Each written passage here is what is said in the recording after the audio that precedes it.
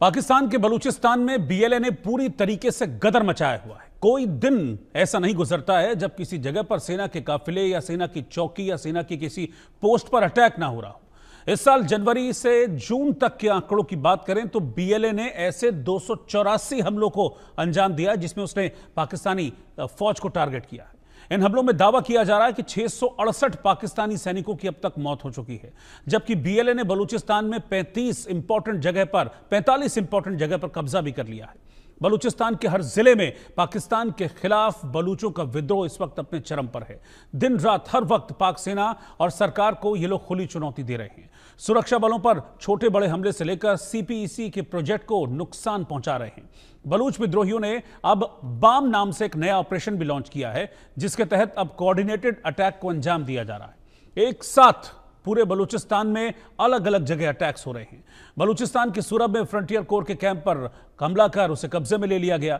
इस हमले की जिम्मेदारी बलूच लिबरेशन आर्मी ने ली। साथ ही दावा किया है कि इस हमले में फ्रंटियर कोर के 18 सैनिक मारे गए हैं, 18 पाकिस्तानी फौजी मारे गए हैं। जैसा कि बलूच विद्रोहियों ने ऐलान किया था कि वो अब जमीन पर दिखाई भी उनका जो ऐलान है वो देने लगा है। आपको जानकर हैरानी होगी कि कल 1 घंटे में 8 जगह पर बीएलए ने हमले को अंजाम दिया था और हर जगह जो निशाने पर है वो पाकिस्तानी आर्मी रही या फिर पंजाब प्रांत के लोग रहे। तो breaking news, Pakistani army camp पर बीएलए ने बड़ा अटैक किया है।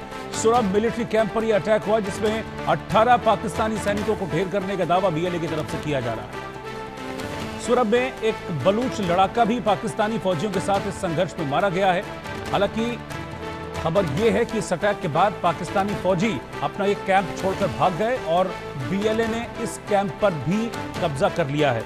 मैं भी इसलिए कह रहा हूं क्योंकि इससे पहले भी कई ऐसे पाकिस्तानी सेना की चौकियां हैं, पाकिस्तानी सेना के यूनिट्स हैं जिन पर बीएलए कब्जा कर चुका है और वहां से पाकिस्तानी फौजी भाग रहे हैं बीएलए के अटैक्स के बाद। सूरब में भी पाकिस्तान की जो चौकी थी, जो कैंप था, इस पर अटैक किया और इस अटैक में 18 पाकिस्तानी सैनिकों को मारने का दावा बीएलए की तरफ से किया गया।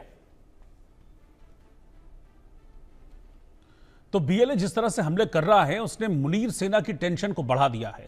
बलूचिस्तान में पाक आर्मी पर एक बार फिर से बीएलए कहर बनकर टूटा है और इस बार 18 पाकिस्तानी सैनिक मारे गए हैं। इस एक अटैक में 18 पाकिस्तानी सैनिकों को मौत के घाट उतारा है।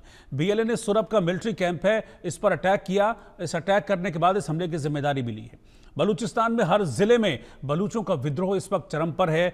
कई जिलों में पाक आर्मी पर लगातार अटैक्स हो रहे हैं, कोऑर्डिनेटेड अटैक्स, प्लान्ड अटैक्स किए जा रहे हैं।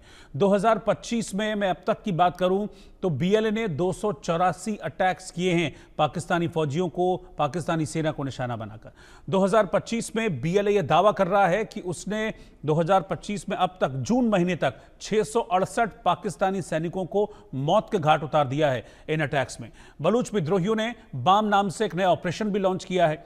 बीएलएफ के ताबड़तोड़ हमलों से इस वक्त पाकिस्तान और पाकिस्तान के जनरल मुनीर और उनकी सेना में दहशत है, डर है। वो लोग बुरी तरीके से परेशान हैं। मेरे साथ 2 खास मेहमान इस वक्त जुड़ रहे हैं। कर्नल टीपी त्यागी इस वक्त मेरे साथ हैं, सीनियर डिफेंस एक्सपर्ट, और निपुण आलम बयान अभी थोड़ी देर में हमारे साथ जुड़ेंगे, उनके पास भी मैं चलूंगा। कर्नल त्यागी, आपका बहुत बहुत स्वागत है। और हम बीएलए को लेकर लगातार बातचीत करते भी रहे हैं, उनके अटैक्स को लेकर बातचीत कर रहे हैं और अब गुजरते वक्त के साथ ये अटैक्स जो हैं बड़े कोऑर्डिनेटेड होते जा रहे हैं। अब एक नया ऑपरेशन लॉन्च कर दिया, ऑपरेशन बाम नाम से, और इसके तहत रणनीति ये है कि अब जैसे होता है ना मैन टू मैन मार्किंग वाला, अब चौकी टू चौकी मार्किंग करने की तैयारी इनकी चल रही है और एक एक करके ऐसे पाकिस्तानी चौकियों को तबाह कर भी रहे हैं और कोऑर्डिनेटेड तरीके से मारने की तैयारी चल रही है। जी, एक तो पहले ये समझिए सर कि बलूचिस्तान में जो एक भी कोई नेशनल टेलीविजन चैनल नहीं है उनका, जबकि पंजाब के अंदर करीब 500 टेलीविजन चैनल है।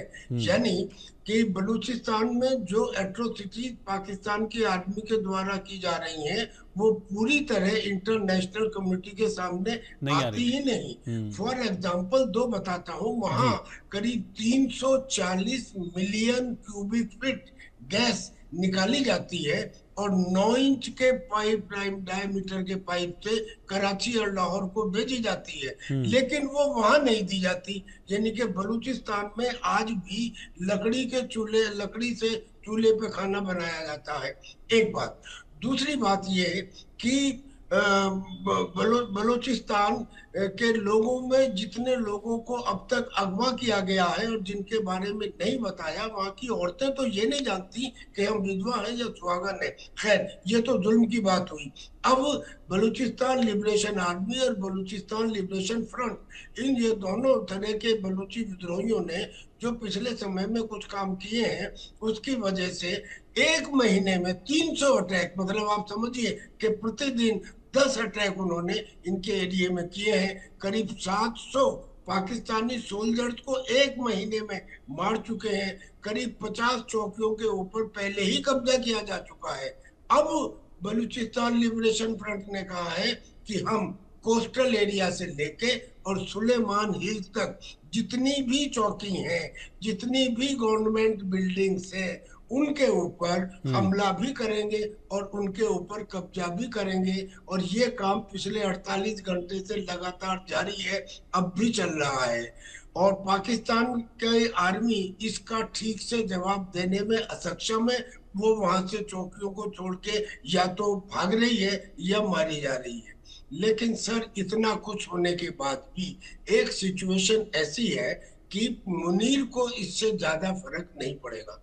जनरल मुनीर के पास करीब 6 से 7 लाख की फौज है।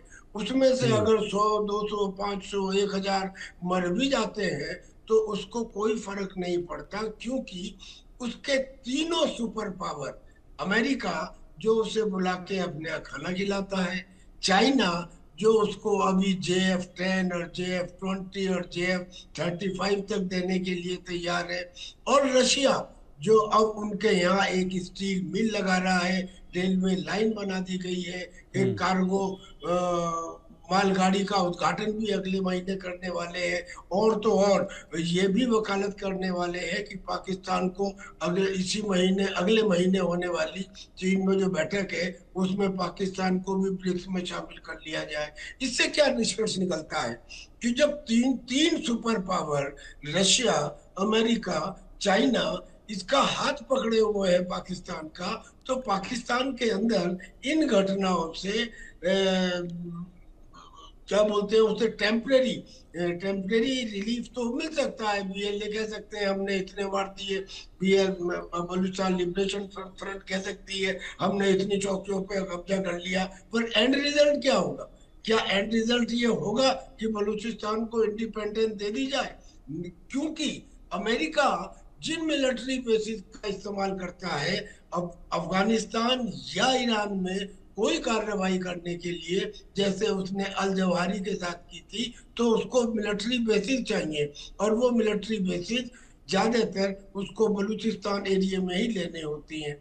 अच्छा, बलूचिस्तान के साथ एक और बात है, ये बताया जाता रहा अब तक कि भाई बलूचिस्तान पाकिस्तान के एरिया का 44% है। ये गलत है सर। दरअसल में बलूचिस्तान का जो एरिया है असलियत में वो पाकिस्तान का 64% है, यानी कि उसे करीब करीब 2/3 कह सकते हैं। देखिए, मैं आपको बताता हूँ, लोघारी बलोच, खोसा बलोच, सहकारी बलोच, दिलशोक बलोच, गबोल बलोच, हॉट बलोच, ये वो बलोचों की जातियां हैं जो पंजाब प्रोविंस में है या आसपास एरिया में है। और इनके और बलूचिस्तान के लोगों के आपस में आज भी शादी ब्याह होते हैं, उनके आपस में एक दूसरे के साथ में कल्चरल रिएक्शन है। ये मैं इसलिए बताया कि जब बलोच का एरिया पाकिस्तान के 2/3 के बराबर है, और जब हमने ऑपरेशन सिंदूर में एक को नहीं 5 देशों को एक साथ हराया है, यानी कि अजरबैजान, टर्की, चाइना, पाकिस्तान और अमेरिका, जितने F-16 दिए हुए थे पाकिस्तान को, तो अब हमें इंटरनेशनल कम्युनिटी की परवाह किए बगैर हिंदुस्तान को बलूचिस्तान की मदद इसलिए करनी चाहिए, या कम से कम मॉरल सपोर्ट तो तुरंत एक्सटेंड करनी चाहिए कि हमें एयर स्पेस के लिए पाकिस्तान के पास जाने की जरूरत नहीं है, because Balochistan will have 2/3 area of Pakistan after getting independence.